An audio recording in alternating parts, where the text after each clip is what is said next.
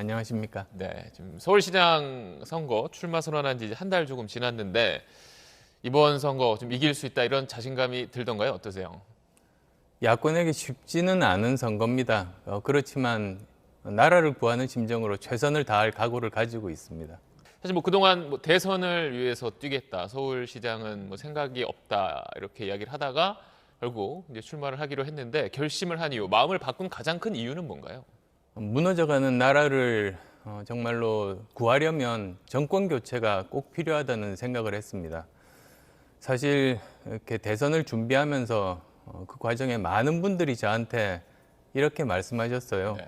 제가 아무리 선거 대선 준비를 해도 야권이 서울시장 선거에서 패하면 그러면 아무 소용이 없다고 말씀하시는 겁니다. 그래서 제 몸을 던져서라도 정권 교체의 교두보를 만들겠다, 그런 각오로 임하게 됐습니다. 네. 이제 어떻게든 야권 단일화가 이루어질 거라고 이제 말씀을 하셨는데, 근데 지금 그 제안이 거부된 이후에 별다른 진전은 없는 상황이에요. 국민의힘은 자체적으로 경선 일정이 들어갔고요. 3월 초에 협상을 시작하면 기간이 얼마 남지 않아서 굉장히 촉박합니다. 네.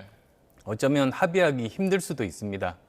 그리고 또 2월 달까지 내내 양당이 경선 일정들을 따로 진행하다 보면 지켜보는 야권 지지자 입장에서는 얼마나 초조하고 불안하고 또 지치겠습니까?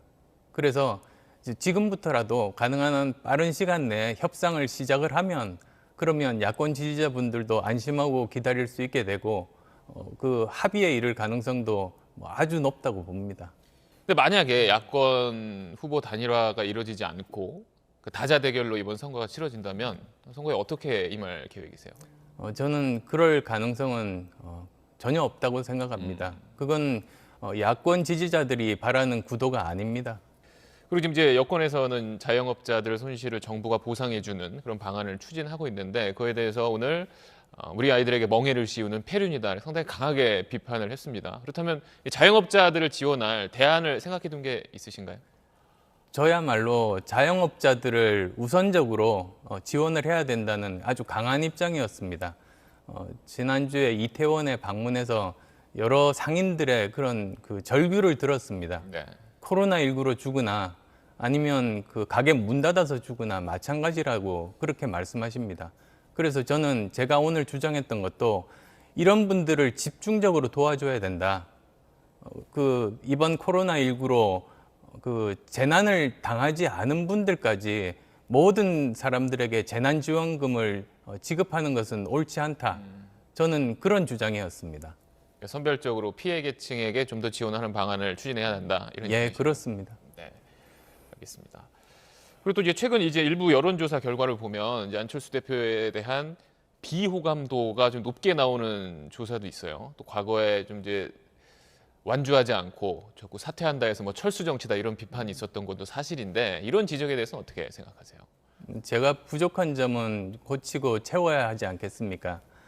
그런데 또 하나 말씀드리고 싶은 점이 드루킹은 잘 아실 겁니다. 네. 대법원 판결에도 보면 8,800만 건의 댓글로 저를 공격을 했었던 거 있습니다. 그래서 그 영향으로 오해하고 계신 분들도 많으신 것 같습니다. 지금 근데 야권에서 지금 대선 주자 가운데 한 명이 지금 윤석열 검찰총장이 많이 거론되는데 그 이유는 뭐라고 보세요?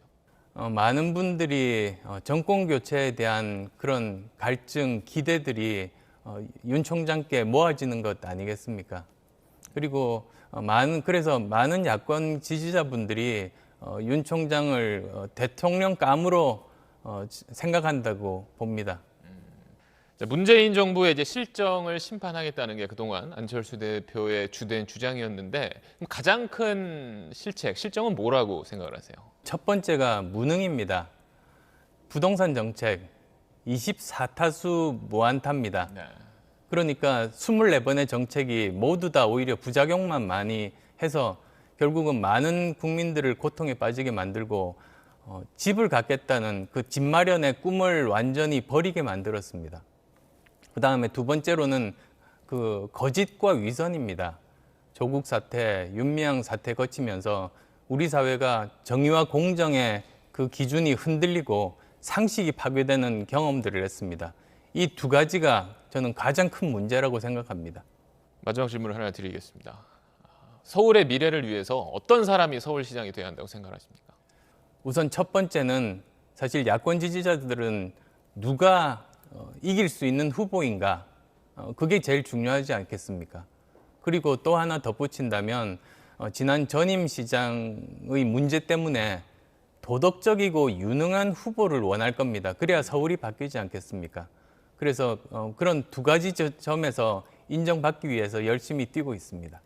그런 후보상에 가장 맞는 게 본인이라고 생각을 하세요? 네, 그렇게 인정받을 수 있도록 열심히 뛰겠습니다. 알겠습니다.